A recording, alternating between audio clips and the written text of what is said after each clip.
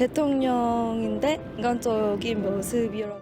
어렵게 사는 현장의 사람들, 특히 노동 문제에 관심을 많이 가지시고, 노무현 전 대통령은 많은 이들에게 제왕적 대통령의 이미지를 깬 첫 대통령으로 기억됩니다.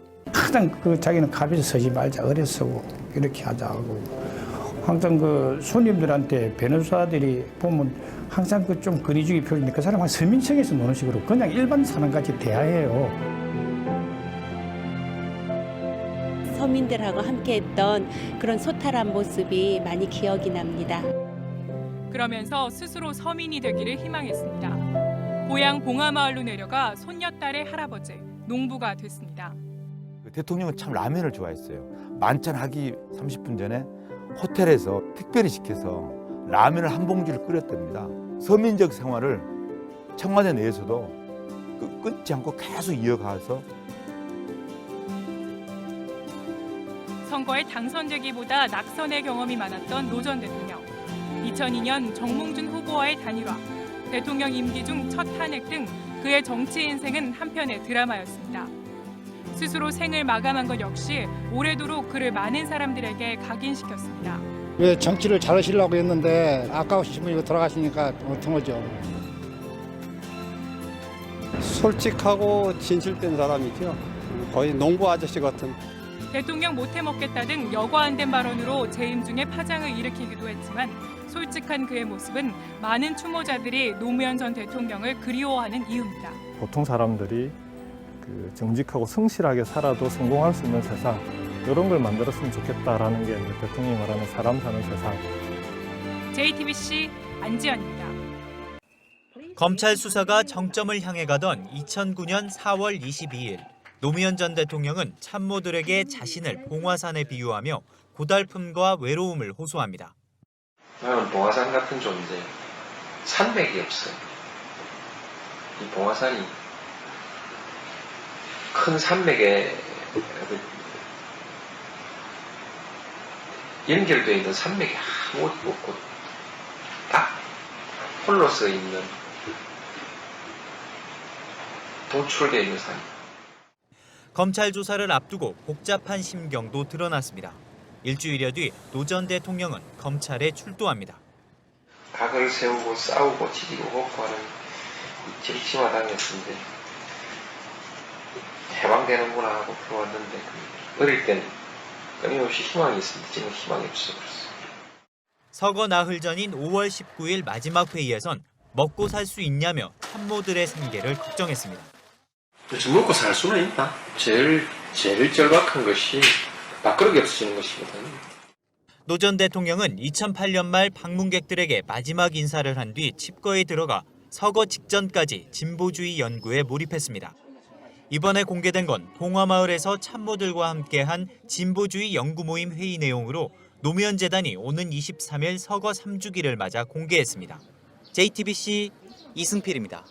고 노무현 전 대통령의 서거 7주기를 앞두고 노 전 대통령의 사저가 일반에 처음으로 공개됐습니다. 노 전 대통령의 생전 모습 그대로 시민들에게 개방하자, 이런 취지에 따라서 평소 사용했던 물품이 모두 그대로 전시됐습니다. 배승주 기자가 취재했습니다. 고 노무현 전 대통령의 사저는 전통 가옥 구조로 지붕 낮은 집으로도 불립니다. 자연의 품에서 인간의 삶이 이어져야 된다는 노 전 대통령의 뜻에 따라 사랑채와 안채, 서재, 경호동이 낮고 아담하게 자리하고 있습니다. 사자 바위와 봉화산이 한눈에 들어오는 사랑채는 노 전 대통령이 가장 좋아했던 장소입니다. 침실과 연결된 안채는 노 전 대통령 내외의 생활 공간이었고 컴퓨터가 있는 책상에서 마지막 유서가 작성됐습니다. 손때에 묻은 농기구에서 손자, 손녀가 남긴 흔적까지 1년 3개월 남짓한 이곳 생활의 자취가 오롯이 남아있습니다. 한때 아방궁이라며 호화사저 논란이 있었지만 둘러본 시민들의 반응은 다릅니다. 너무너무 소박하다. 우리 일상적인 일반 평민들보다도 더 낮은 자세로 이렇게 생활을 하셨구나. 노무현 재단은 우선 5월 한 달 동안 주말마다 시범 개방을 한 뒤 내년에 정식 개장할 예정입니다. JTBC 배승주입니다. 네, 탄핵된 전임 대통령이 처음으로 법정에 선 오늘은 노무현 전 대통령 서거 8주기였습니다. 봉하마을에서 열린 추도식에 현직 대통령으로는 처음으로 문재인 대통령이 참석했습니다. 문 대통령은 보고 싶지만 임기 동안 가슴에만 간직하겠다면서 앞으로 재임 기간 동안은 참석하지 않겠다고 말했습니다. 박현주 기자입니다. 노무현 전 대통령의 서거를 공식 발표한 건 당시 문재인 전 비서실장이었습니다. 조금 전 9시 30분경 돌아가셨습니다. 대통령께서는 가족들 앞으로 짧은 유서를 남기셨습니다. 오늘은 대통령으로서 봉하마을을 찾아 헌화를 했습니다. 인사말에서도 비교적 밝은 표정으로 그리움을 표시했습니다. 노무현 대통령님도 오늘만큼은 여기 어디에선가 우리들 가운데서 모든 분들께 고마워하면서 야, 기분 좋다 하실 것 같습니다. 이어 문 대통령은 노무현의 꿈은 깨어있는 시민의 힘으로 부활했다며 나라다운 나라를 만들겠다고 말했습니다. 다만 문 대통령은 인사말을 마치며 남은 임기 중에 더 이상 추도식에 참석하지 않겠다는 뜻을 밝혔습니다. 현직 대통령으로서 이 자리에 참석하는 것은 오늘이 마지막일 것입니다. 반드시 성공한 대통령이 되어 임무를 다한 다음 다시 찾아뵙겠습니다. 추도식에는 노 전 대통령 가족을 비롯해 노무현 재단 이사장인 이해찬 전 총리와 더불어민주당 지도부가 모두 참석했습니다. JTBC 박현주입니다. 예, 내일 모레는 노무현 전 대통령 서거 10주기가 됩니다. 노 전 대통령이 재임 기간 동안 작성한 친필 메모가 공개됐습니다. 양이 꽤 많습니다. 266건이라고 하니까요. 뉴스타파가 이걸 공개했습니다. 이 메모에는 국정 책임자의 여러 가지 심정이 좀 담겨 있습니다.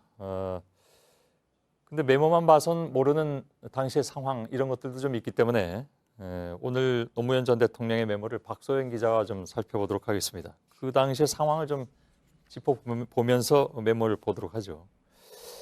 266건의 메모, 이건 어떻게 우선 나오게 된 겁니까? 뉴스타파는 이걸 어떻게 입수했죠?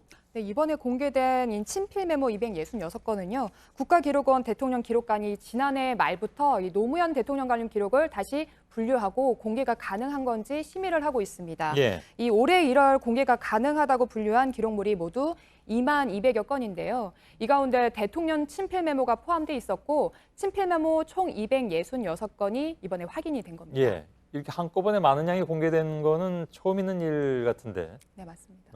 내용을 아무튼 좀 보죠. 네, 알겠습니다. 지금 화면에 보시는 게요. 이게 국민경제자문회의 때 작성한 메모인데 그 균형 발전이나 그리고 부동산, 교육 같은 문제는 미안의 문제들이라 이렇게 말을 하고 있고요. 그리고 스스로 아쉬움이 남는다라고 이렇게 메모로 적어두기도 했습니다. 또한 다음 페이지 한번 보시면요. 이 FTA 관련해서는 정부 뭐하냐, 똑똑히 해라라는 이 정부를 향한 비판도 이 메모에 고스란히 남겨져 있었습니다. 예, 뭐 FTA는 그 당시에 뭐 굉장히 논란이 된 분야이기도 하고 또 주택 문제는 그때 집값이 뛰는 바람에 노 대통령도 굉장히 좀 고민했던 사안이면 맞는 것 같습니다. 그래서 아마 저런 메모가 남은 것 같죠. 그러니까 되게 보면 메모 내용이 누구한테 이렇게 전해준다라기보단 자신의 심정, 네. 그걸 혹은 자기 자신을 다그치는 뭐 그런 내용들이 많이 있는 것 같네요. 네, 그렇게 해석할 수 있을 것 같습니다. 예. 그 노무현 정부 시절에 청와대 대변인을 지낸 김종민 더불어민주당 의원 얘기 들어봤다면서요? 예, 한번 들어봤는데요. 직접 한번 들어보시죠. 대통령이 진짜 옆에 계시는 것 같아요. 그 필체가 너무 익숙하잖아요. 당신이 직접 전략적으로 하고 싶은 얘기, 정말 국민들에게 전달되고 싶은 얘기를 발굴하고 그러다 보니까 메모를 잘 열심히 할 수밖에 없어요. 생각날 때마다 메모를 하시는 거죠. 예.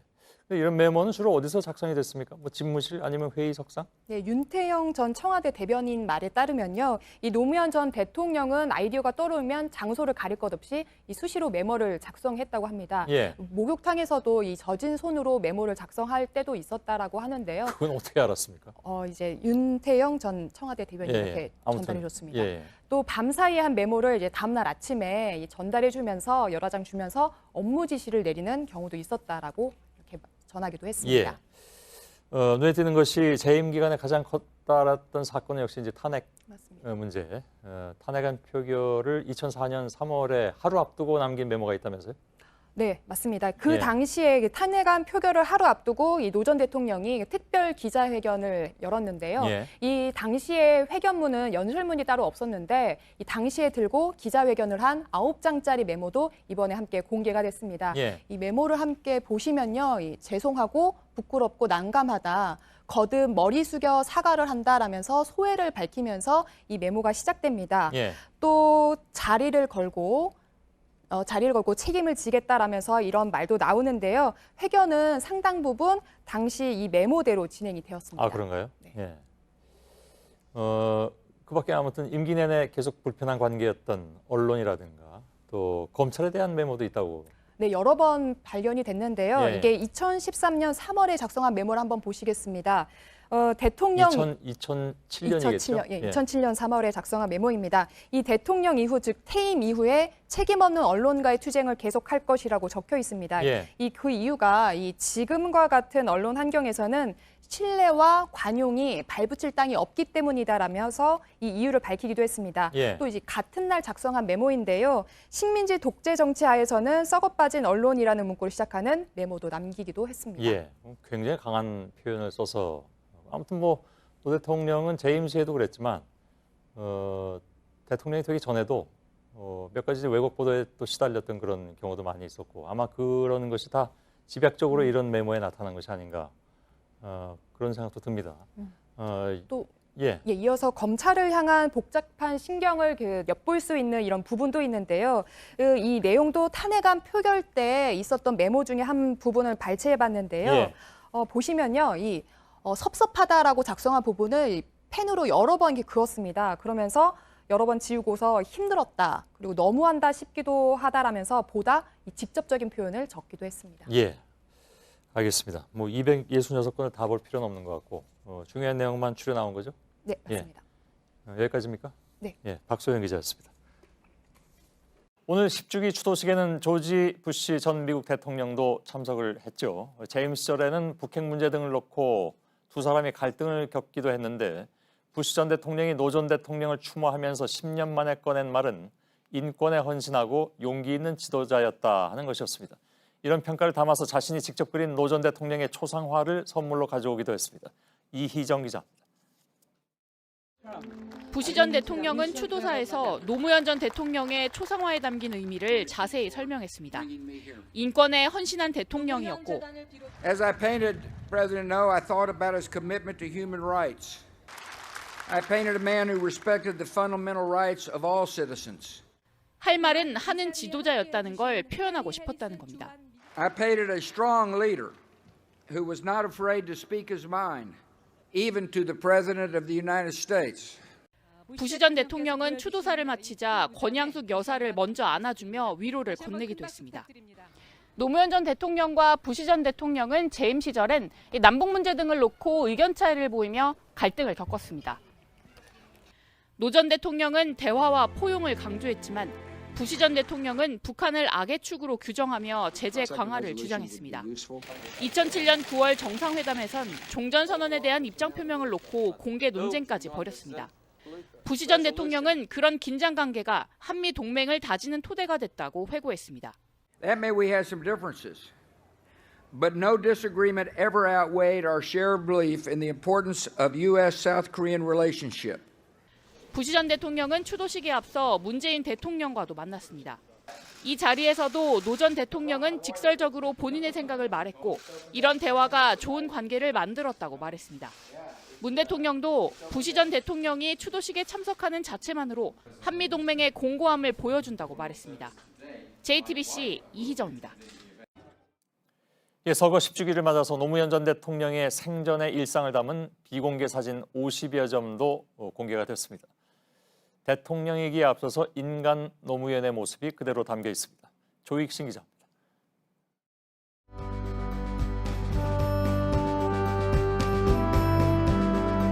언제 어디서든 고민을 거듭해야 하는 자리.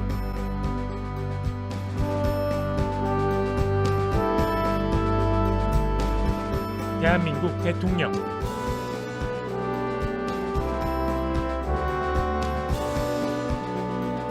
때로는 담배를 피우며 고민에 잠겼고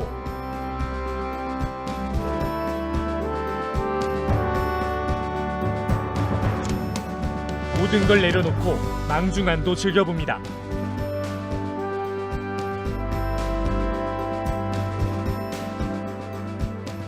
늘 곁을 지켜준 아내와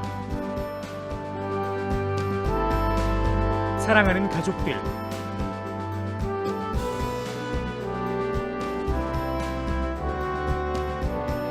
그리고 마음을 알아주는 친구가 있어 외롭고 힘들지만은 않았습니다.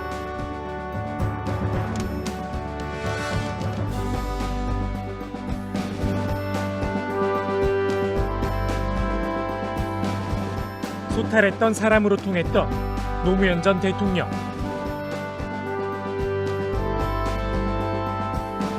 비록 생전에 이루지 못했지만 사람 사는 세상이란 꿈은 여전히 현재 진행형입니다. JTBC 조익신입니다. 노무현 전 대통령이 떠난 지 10년. 그런데 그 이름은 영화 속에서 여전히 살아있는 듯합니다. 올해도 3편의 영화가 만들어졌죠. 강나현 기자입니다. 제가 오늘 딱 말 놓고 하고 싶은 얘기 한마디 하겠습니다. 야, 기분 좋다. 보고 싶고. 가장 높은 자리라 말하는 대통령에서 내려온 그 순간이 제일 행복해 보였습니다.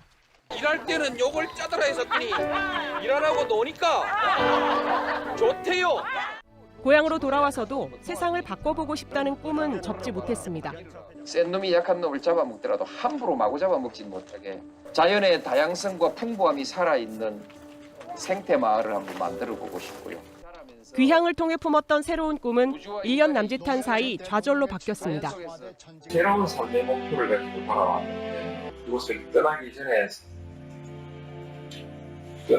생각보다 보다 큰 삶으로 살아왔습니다. 내내 바보로 불렸던 노 전 대통령을 지켜본 사람들의 고백은 또 다른 영화로 만들어졌습니다. 그가 이루려 했던 꿈은 무엇일까? 질문을 던집니다.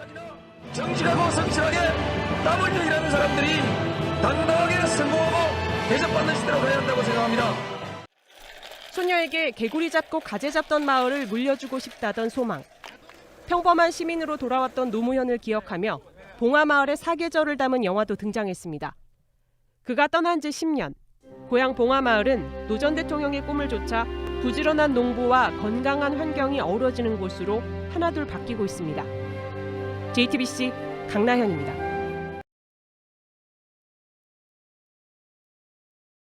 오늘 저희가 선정한 메뉴가 막국수잖아요. 예. 굳이 이 집을 또 찾은 이유가 있을까요?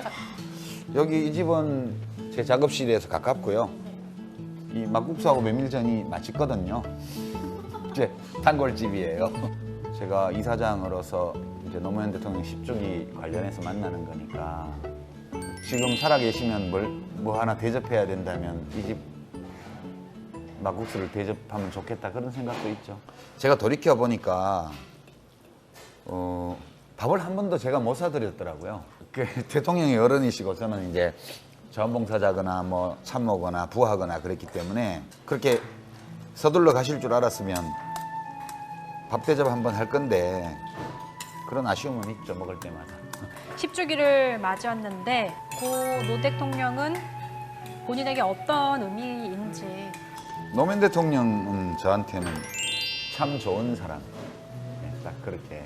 대통령이기 전에 뭐 법률가이기 전에 좋은 사람이에요. 마음에 연민이 많고 옳지 않은 일에 대한 그런 분노 그런 것도 강하고요. 그런 연민이나 분노를 느끼면 행동으로 또 그 표현하시는 분이고 그런 사람이 좋은 사람 아니에요?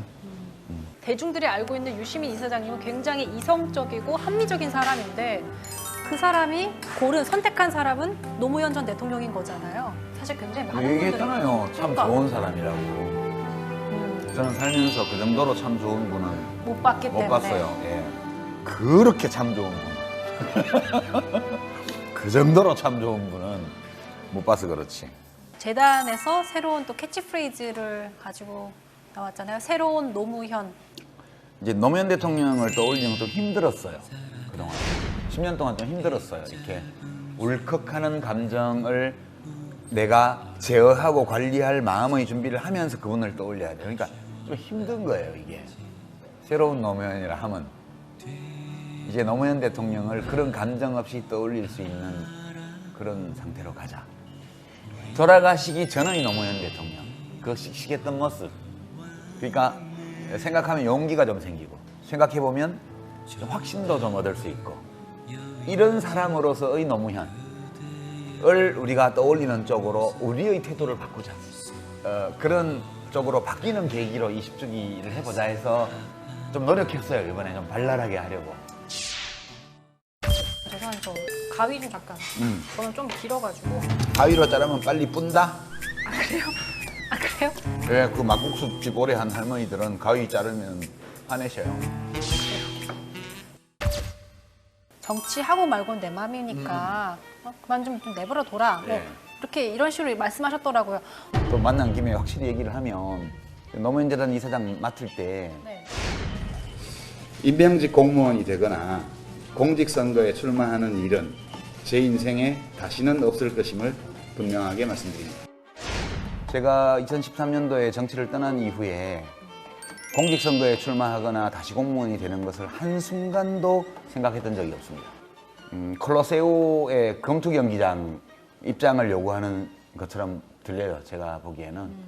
왜냐면 문재인 대통령의 복심이라고 할 수 있는 양정철 연구원장께서 계속 옆에서도 막 부추기시고 나가셔야 된다. 그러니까 지금 저는 사실은 현역 복무를 마치고 지금 민방위하고 있는 거예요. 민방위. 그 민방위하고 있는 사람을 지금 군복 입혀서 재소집하겠다는 건데 나는 다시 재입대할 생각이 전혀 없죠.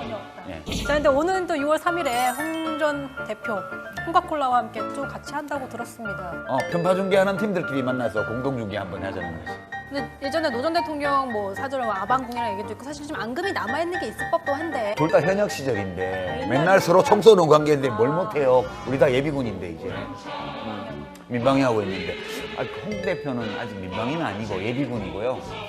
그것도 이제 이렇게 소집 예비군 있잖아요. 저는 이제 예비군 다 거쳐가지고 민방위까지 와 있죠. 알겠습니다. 그럼 마지막으로 저희가 유시민 이사장님이 꼽은 내 인생의 노래.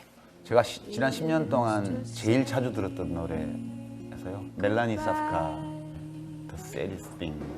노 대통령 돌아가시고 제가 그 운명이다 그 자서전 대신 써드릴 때 그 노래를 몇 달 동안 틀어놓고 들으면서 이제 이 노래 이제 여기서 틀어주면 다시는 안 들을 거야 내가. 새로운 노무현 캐치프레이즈 맞게 즐거운 노래를 들을 거야. 새로운 노래 또 생각하신 거 있으세요? 좀 찾아봐야죠. 아직 좀 더 밝은 노래로.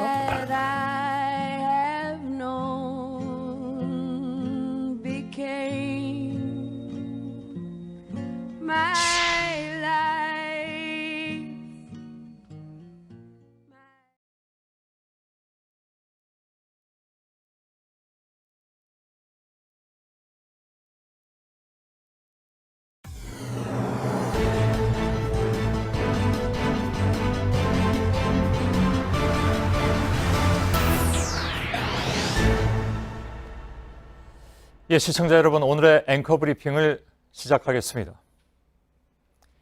이쯤 가면 막 하자는 거죠. 토론의 달인이라 불렸던 고 노무현 전 대통령. 전국에 생중계된 그의 목소리에는 알게 모르게 노기가 서렸던 기억입니다. 이제 막 취임한 신임 대통령이 자청해서 벌인 검찰 개혁을 위한 텔레비전 토론회. 지금 생각하면 무척 진귀한 토론회. 이른바 토론의 달인을 노하게 만든 것은 바로 대한민국의 검사들이었습니다. 살아있는 권력에도 소신껏 할 말은 하는, 어찌 보면 당당한 모습에 국민들 사이에서는 검사스럽다는 신조어가 회자되기도 했죠. 물론 여기에는 한편으론 부정적인 뜻도 있었습니다.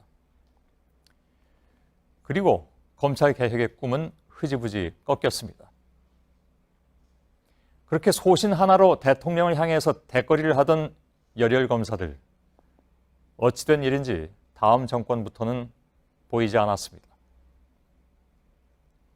대신 다시 등장한 별칭은 정치검찰, 아니 검찰정치. 정치 권력은 늘 그랬듯이 그 검찰을 한 지붕 아래로 불러들였습니다. 급기야는 현직 검사장이 구속되는 초유의 사태가 빚어지고 검찰 출신 청와대 민정수석까지 도마 위에 오른 상황. 이른바 신상털기에 가까운 보도가 이어지고 있고 그 먼지로 사방이 자욱해 보입니다. 그러나 먼지는 시간이 지나면 가라앉게 마련이고 그 뒤에 본질은 정치와 검찰이 결합한 왜곡 현상이 아니던가. 가끔 인용하는 중앙일보의 권석천 논설위원의 칼럼을 오늘도 인용하겠습니다. 자주 인용한다고 핀잔을 주실진 모르겠습니다만은 오늘 이 칼럼은 본질을 꿰뚫고 있기 때문에 인용하지 않을 수가 없군요. 이렇게 얘기하고 있습니다. 본질은 검찰 정치다. 왜 우병우 같은 사람을 민정수석에 앉혔느냐는 물음은 핵심을 비켜간 것이다. 그는 도덕적이어서가 아니라 검찰 정치를 집행할 유능한 기술자로 간택됐다. 우리는 인간 진경준에 대한 분노를 넘어서 그의 범죄가 어떻게 가능했느냐고 질문을 던져야 한다. 그들을 검찰 정치의 아바타, 검찰권의 아바타로 만든 시스템의 책임도 끝까지 물어야 한다. 다시금 떠오르고 있는 검찰 개혁의 화두를 한국 사회는 지켜낼 수 있을 것인가? 이쯤 가면 막 하자는 거죠. 그 진귀했던 토론의 풍경이 다시 떠오르는 오늘의 앵커 브리핑이었습니다.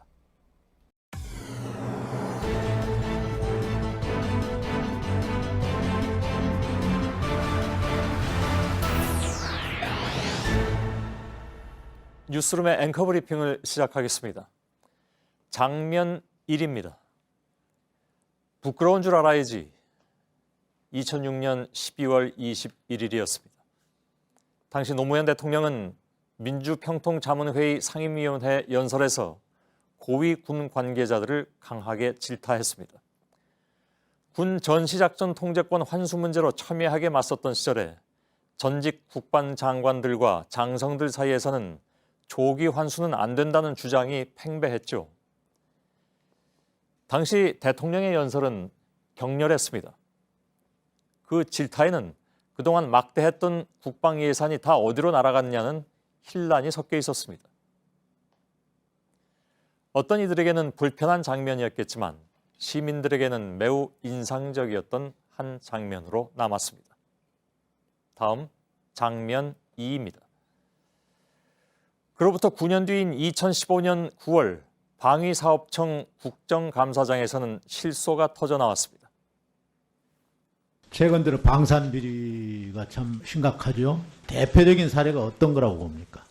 하도 많아가지고서 뭐 어떤 하도 대표적인 사례가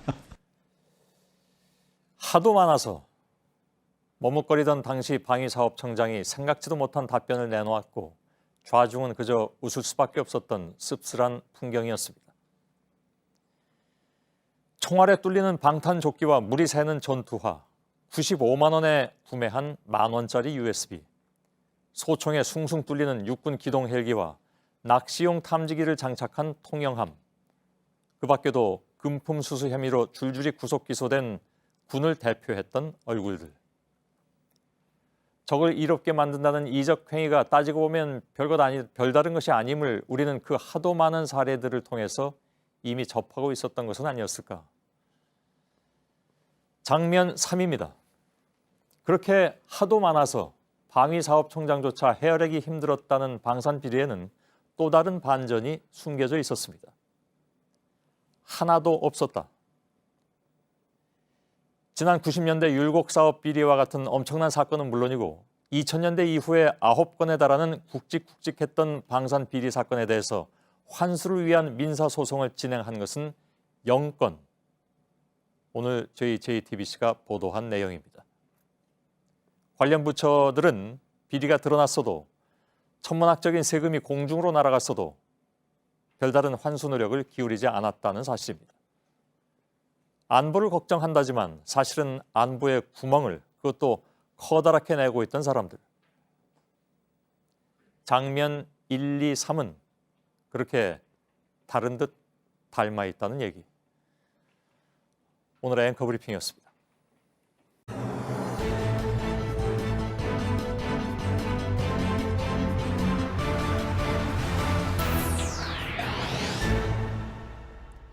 뉴스룸의 앵커 브리핑을 시작하겠습니다.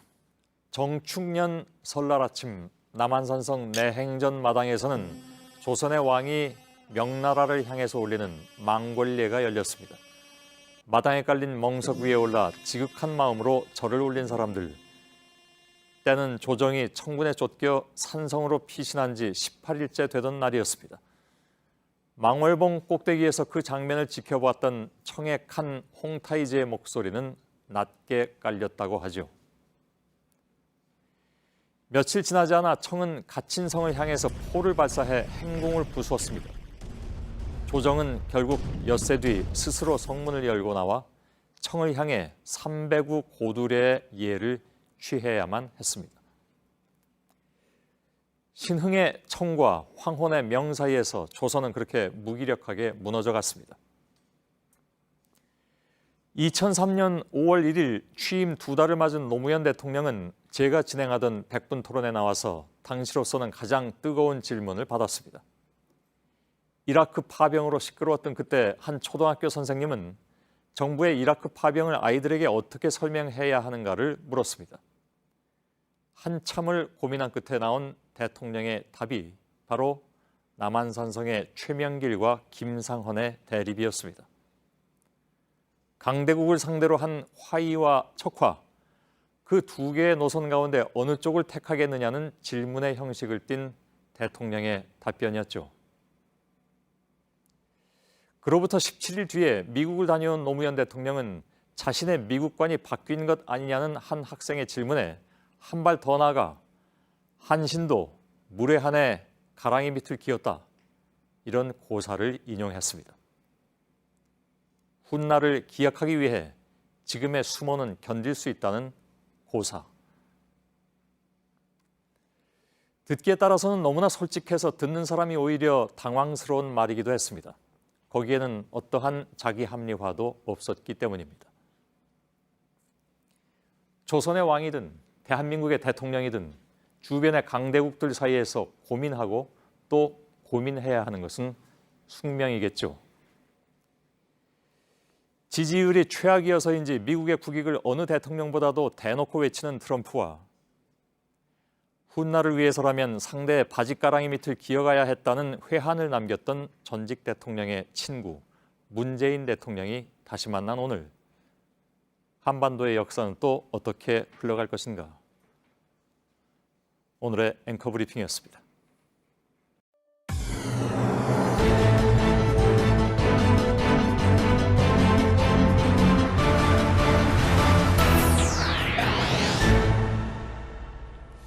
뉴스룸의 앵커 브리핑을 시작하겠습니다.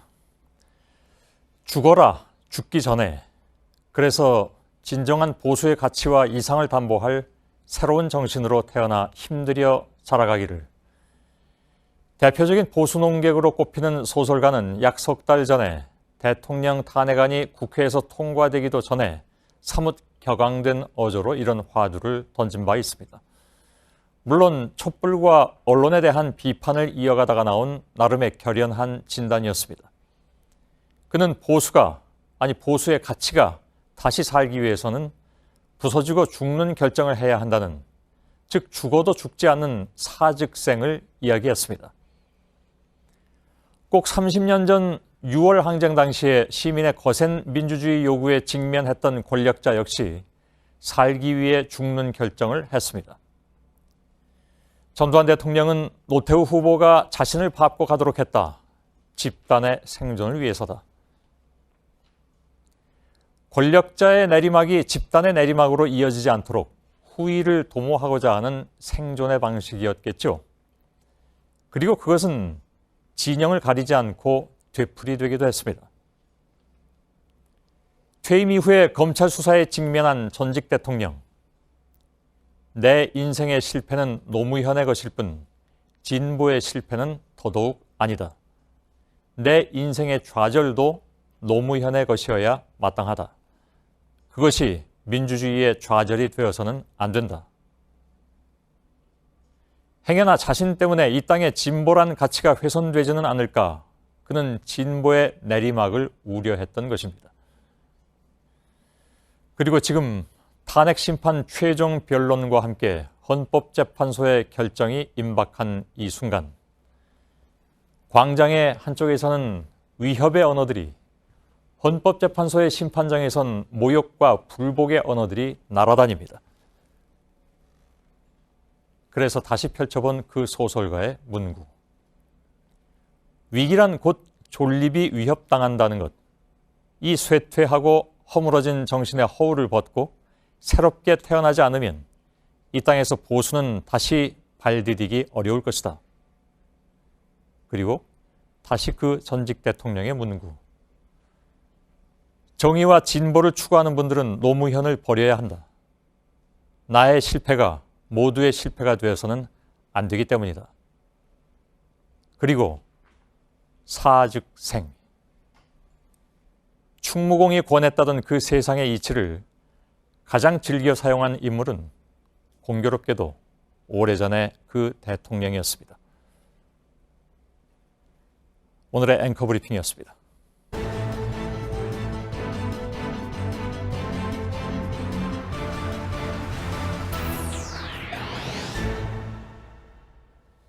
뉴스룸의 앵커 브리핑을 시작하겠습니다.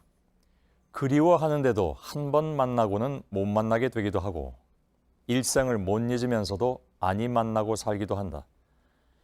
피천득의 수필 2년에 나오는 한 구절입니다. 그는 17시절 도쿄에서 만난 아사코를 평생 기억했습니다. 앳된 소학교 1학년생과의 첫 만남과 10년 뒤 세련된 대학생으로 성장한 그와의 두 번째 만남, 그리고 또다시 긴 시간이 지난 뒤에 이제는 다른 사람의 아내가 된 여인과의 세 번째 만남. 실로 인연이라는 것은 참으로 기이합니다.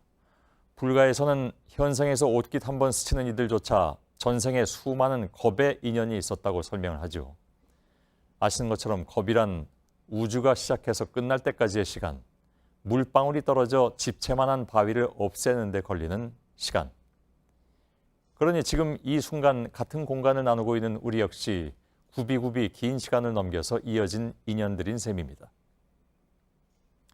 그렇다면 이들은 몇 겁의 인연을 갖고 있었을까?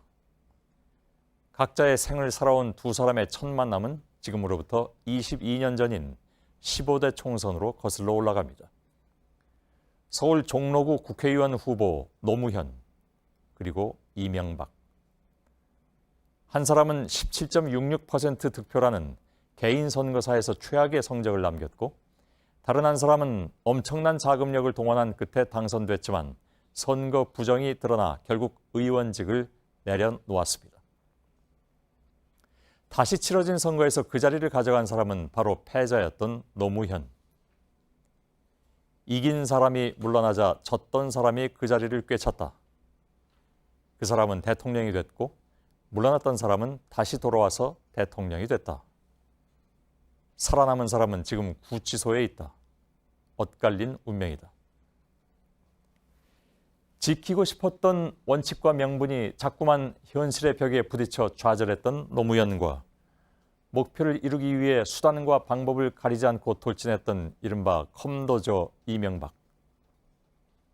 이렇듯 부대끼고 뒤섞였던 그들의 인연 혹은 악연은 한 사람이 세상을 떠난 이후에도 길게 이어져 총 16가지 혐의, 무려 110억 원대 뇌물수수 의혹을 받는 피고인이 처음 법정에 선 오늘은 9년 전 전임 대통령이 세상을 떠난 바로 그날입니다. 1996년 종로에서 시작된 두 사람의 인연은 길고도 끈질기게 이어지고 있었습니다. 아사코와 나는 3번 만났다. 3번째는 아니 만났어야 좋았을 것이다. 작가 피천득은 회를 거듭할수록 안타깝기만 했던 여인과의 인연에 대해서 이렇게 회상했습니다. 억겁의 인연이 거듭돼야 이어진다는 현세의 인연. 그러나 그들의 인연은 악연이었으니 22년 전 그들 역시 차라리 아니 만났더라면 1996년 종로의 그 순간을 자세히 취재했던 기자는 이렇게 말하고 있습니다. 역사는 짓궂다. 또 모질다. 오늘의 앵커 브리핑이었습니다.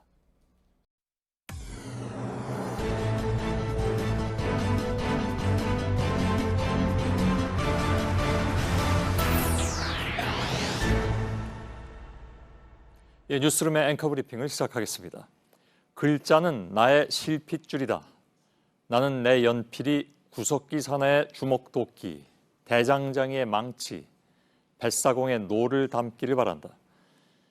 작가는 연필을 원고지에 꾹꾹 눌러가며 글을 썼습니다. 그는 손으로 쓰기를 고집했습니다. 생각이 혈관을 타고 흐르듯이 몸에서 흘러나온 글은 썼다 지웠다를 수없이 반복하며 단단해졌겠죠. 덕분에 편집자들은 흘려 쓴 그의 글씨를 거의 해석을 해야 하는 수준이라 고생이라고 하지만 육필, 즉 손에서 흘러나온 글씨는 누군가의 성품과 사고와 또 그때그때의 마음가짐을 고스란히 보여주곤 합니다.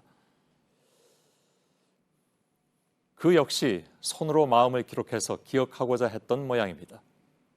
아침에 관저에 올라가서 일일 점검 회의를 하면 하룻밤 사이에 적어놓은 메모지 5장이 옷의 이곳저곳에서 튀어나왔다. 어떤 것은 한 줄의 단어로 깔끔하게, 어떤 것은 옆으로, 또 어떤 메모는 하단에 거꾸로 지웠다가 다시 쓰고 다시 지우기도 하고, 때로는 쏟아지는 분노를 종이에 화풀이하거나 차마 말할 수 없는 속마음을 종이에 고백했을 것입니다.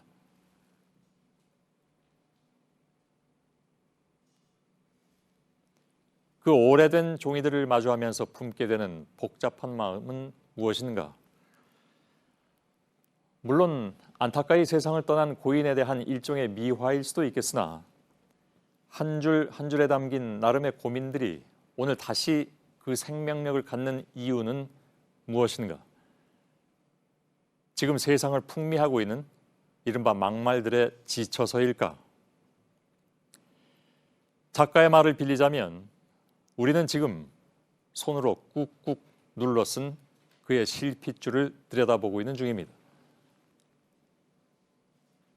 그것이 구석기 사내의 주먹도끼를 닮았든 대장장이의 망치를 닮았든 또는 뱃사공의 노를 닮았든 말입니다. 오늘의 앵커 브리핑이었습니다.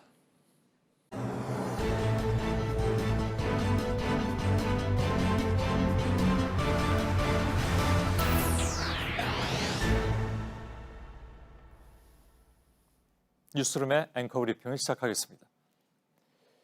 대구광역시 동서를 가로지르며 달리는 시내버스의 번호는 518번. 1998년부터 운행을 시작한 이 버스는 대구 전자공고와 228 중앙공원 앞을 돌아 나갑니다. 우연히 붙여진 번호였지만 518번, 그 번호는 묘한 여운을 남깁니다. 이른바 보수의 심장이라고 하는 대구 한복판을 달리는 518 버스라니. 그러나 생각해보면 대구는 228 민주운동으로 기억되는 지역이죠. 1960년 독재에 항거하는 시민이 행진하던 거리에 518 버스가 달리는 것은 어찌 보면 운명 같아 보이기도 합니다. 그런가 하면 며칠 전부터 광주광역시 시내에는 무등 경기장과 옛 전남도청 자리를 지나가는 228번 버스가 달리기 시작했습니다. 10년 전부터 대구와 광주가 시도하고 있는 달빛 동맹입니다. 달구벌과 빛고을은 518 버스의 짝꿍으로 228 버스를 만들어서 함께 달리고 있는 것입니다. 입맛도 말씨도 서로 다르지만 이들은 민주화를 열망하던 역사를 공유한 사람들이죠.